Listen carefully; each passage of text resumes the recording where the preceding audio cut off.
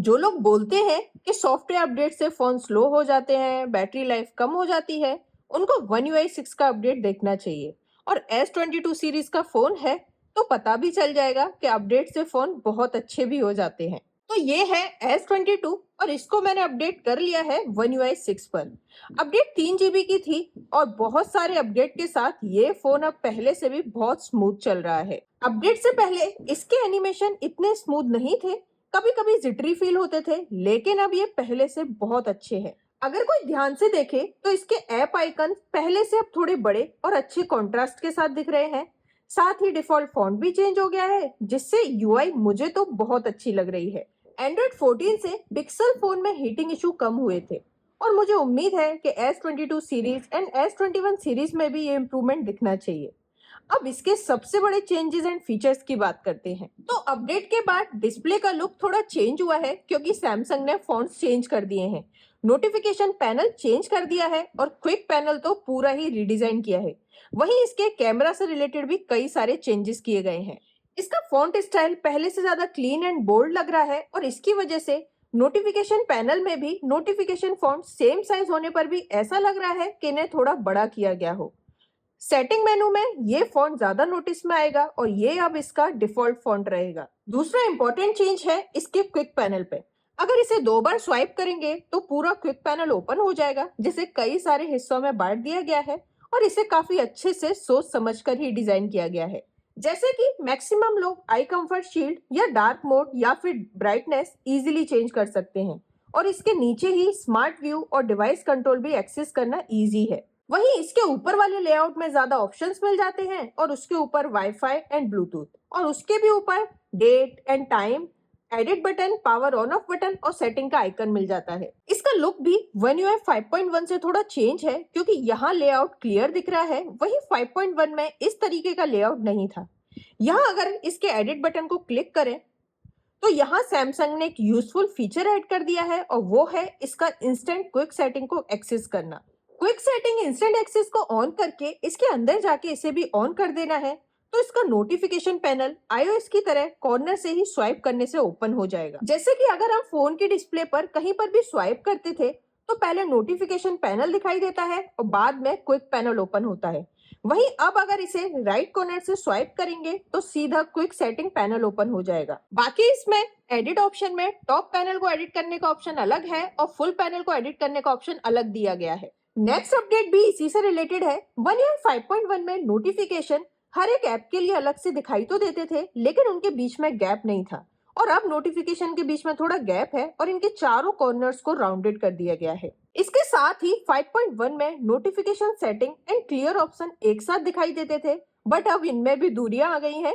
यहाँ notification setting को right side में कर दिया है और क्लियर ऑप्शन को लेफ्ट में रखा है। नेक्स्ट, लॉक स्क्रीन कस्टमाइजेशन में भी थोड़ा चेंज किया है। जैसे कि हम यहाँ लॉक स्क्रीन को जब एडिट ओपन करते हैं तो यहाँ पर इसके क्लॉक विजिट को अपने हिसाब से प्लेस कर सकते हैं और इसका साइज भी बढ़ा सकते हैं। नेक्स्ट, इसके एल्बम आर्ट डिस्प्ले को चेंज किया है। अब ये दिखने में ज्यादा अच्छा लग रहा है और ये म्यूजिक प्लेइंग बार का एनिमेशन बहुत ही स्मूथ और अच्छा लग रहा है। इसको यहाँ से मिनिमाइज और एक्सपेंड भी कर सकते हैं। नेक्स्ट कस्टमाइजेशन काफी यूजफुल है। पहले एक ऐप को दूसरी जगह ले जाने के लिए डिस्प्ले के कॉर्नर से स्वाइप करना पड़ता था, लेकिन अभी अगर इसे रिप्लेस करना हो तो इसे प्रेस और होल्ड करना है और दूसरी फिंगर से डिस्प्ले को स्वाइप करना है और जहां भी इसे प्रेस करना है वहां रख देना है। और ये हम सिर्फ ऐप के साथ ही नहीं, हम विजिट्स के साथ भी कर सकते हैं।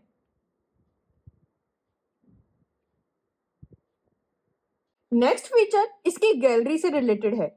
पहले अगर हम कोई फोटो या वीडियो शेयर करते थे तो selected photo and video share panel के ऊपर शो करते थे, लेकिन अब ये शेयर पैनल के अंदर ही शो करेंगे। इसके बाद बड़े चेंजेस इसके कैमरा एप्लीकेशन में किए गए हैं और कैमरा से रिलेटेड एक चेंज तो ये हुआ है कि यहाँ पर जो कैमरा का विजिट है उसे हम कस्टमाइज कर सकते हैं और ये मुझे काफी यूजफुल फीचर लगा। जैसे ही विजिट को हम डिस्प्ले पर ऐड करते हैं तो यहाँ हमें इस विजिट का नाम चेंज करने का ऑप्शन मिल जाता है। इसे हम जो चाहें वो नाम में सेव कर सकते हैं। उसके बाद इस विजिट से हमें कैमरा का कौन सा मोड ओपन करना है हम वो भी यहाँ से कस्टमाइज कर सकते हैं। जैसे कि रेयर कैमरा से हमें सारे ही ऑप्शन मिल जाते हैं, photo, portrait, video, pro video, और ये हम फ्रंट कैमरा में भी सेट कर सकते हैं। तो जिसे जैसा भी पसंद हो वो डायरेक्ट इसे एक्सेस कर सकते हैं। मैं ज्यादा पोर्ट्रेट फोटोज कैप्चर करती हूँ तो मैं इसे पोर्ट्रेट फोटो पे सेव कर देती हूँ। अब मैं जब भी इस विजिट को ओपन करूंगी तो ये डायरेक्ट पोर्ट्रेट मोड ही ओपन होगा। यहाँ हम विजिट का बैकग्राउंड भी चेंज कर सकते हैं। उसके लिए भी हमें दो ऑप्शन मिलते हैं। एक तो वो कि जो रीसेंट फोटो हमारी एल्बम में होगा इसमें वो दिखाई देगा, या फिर अगर हम चाहें तो कोई और इमेज अपनी गैलरी में से सिलेक्ट करके इसमें लगा सकते हैं। अभी कैमरा ऐप ओपन करने पर चेंजेस क्लियर दिखाई देते हैं। यहाँ जो फिल्टर का ऑप्शन है इसे रीडिजाइन किया गया है। इसके साथ ही किसी भी फिल्टर की जो स्ट्रेंथ हुआ करती थी, यहाँ पहले नंबर शो नहीं करते थे, लेकिन अब किसी भी फिल्टर की स्ट्रेंथ को इजीली नंबर से फिक्स किया जा सकता है। सेम फेस इंटेंसिटी के लिए भी नंबर वाला ऑप्शन है। यहाँ मोशन ब्लर का भी ऑप्शन है जिसे हम ऑन या ऑफ भी कर सकते हैं, लेकिन मैं इसे हमेशा ऑफ ही रखूंगी। इसके साइड में मेगापिक्सल का मोड भी दिया गया है कि कितने मेगापिक्सल का फोटो खींचना है, जिसे हम इजीली डिस्प्ले से ही स्विच कर सकते हैं। पहले ये लेआउट के साथ हुआ करता था, लेकिन अब लेआउट और मेगापिक्सल का ऑप्शन अलग अलग कर दिया गया है। वहीं अगर इसे वीडियो मोड में स्विच करूं तो यहाँ भी सेम चेंजेस कर दिए गए हैं। जहाँ फिल्टर का आइकन चेंज है, सुपर स्टडी मोड का आइकन चेंज कर दिया है, जो कि अब क्लियर दिखाई दे रहा है कि सुपर स्टडी मोड का आइकन है। पहले तो ऐसा लगता था कि टाटा बाय बाय कर रहा हो। और यहाँ डिस्प्ले पर ही वीडियो रेजोल्यूशन चेंज करने के ऑप्शन दे दिए गए हैं, जहां साइज और एफपीएस दोनों ही क्लियर दिखाई देंगे। तो जो लोग वीडियोस ज्यादा रिकॉर्ड करते हैं उनके लिए ये बहुत यूजफुल फीचर रहेगा। इसकी कैमरा सेटिंग में भी कई सारे चेंजेस किए गए हैं। यहाँ एडवांस इंटेलिजेंस ऑप्शन का टैब ऐड हुआ है। इसमें हम फोटो की क्वालिटी को चेंज कर सकते हैं कि फोटो की क्वालिटी हमें मैक्सिमम चाहिए या फिर फास्टर स्पीड के साथ मिनिमम चाहिए। कैमरा सेटिंग में ही वाटरमार्क के अंदर भी चेंजेस किए गए हैं, जहां अब हमें डेट को 3 फॉर्मेट में चेंज कर सकते हैं। टाइम भी हम यहाँ 2 फॉर्मेट में चेंज कर सकते हैं। वहीं इसमें पहले अलाइनमेंट का ही ऑप्शन था, लेकिन अब इसके नीचे 2 ऑप्शन और ऐड कर दिए गए हैं कि हमें अपने फोन का नेम पिक्चर के ऊपर चाहिए या पिक्चर के नीचे, तो अब हम वो यहाँ से भी चेंज कर सकते हैं। यहाँ एक और ऑप्शन मिलता है गैलरी में, किसी भी इमेज को इस तरीके से होल्ड करके सेव एज स्टिकर की तरह सेव कर सकते हैं। और अगर हम सैमसंग का कीबोर्ड यूज करें तो वहां ये इमोजी वाले ऑप्शन में मेनू में मिल जाएगा। यहाँ एक और ऑप्शन ऐड हुआ है कि किसी भी फोल्डर को सेलेक्ट करके कंप्यूटर की तरह दूसरे फोल्डर या एक्सटर्नल ड्राइव में पेस्ट कर सकते हैं।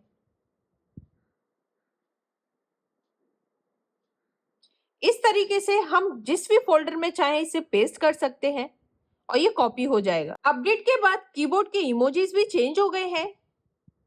यहाँ गैलरी का ऑप्शन भी ऐड हो गया है कि किसी भी फोटो को स्टिकर की तरह सेव करके हम यहाँ यूज कर सकते हैं। इसकी सेटिंग में भी कई सारे चेंजेस हैं। पहला जो चेंज है हॉटस्पॉट मैनेजमेंट के अंदर।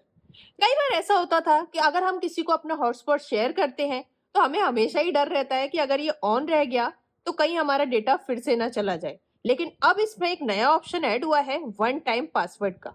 अगर हम इसे ऑन कर देंगे तो हर बार हॉटस्पॉट शेयर करने के लिए हमारे पास एक नया पासवर्ड होगा, जिसे हम यहाँ से रीसेट भी कर सकते हैं। और अगर हम इसे ऑफ कर देंगे तो हमारा हॉटस्पॉट ऑटोमेटिक ऑफ हो जाएगा दूसरे के फोन में से भी। वहीं सेटिंग में अब बैटरी एंड डिवाइस केयर के ऑप्शन को अलग अलग कर दिया गया है, जहां ये दोनों ही पहले साथ में हुआ करते थे। सैमसंग ने इसे भी जुदा कर दिया। यहाँ और भी काफी सारे चेंजेस देखने को मिलेंगे। मैं One UI 6 के अपडेट के बाद 2 वीडियो ऑलरेडी डिटेल में बना चुकी हूँ, जिनका लिंक मैंने डिस्क्रिप्शन बॉक्स में डाल दिया है। अगर किसी को चाहिए तो वो जाकर भी चेक कर सकते हैं। फिलहाल वीडियो को लाइक और चैनल को सब्सक्राइब करना ना भूलें। Thank you.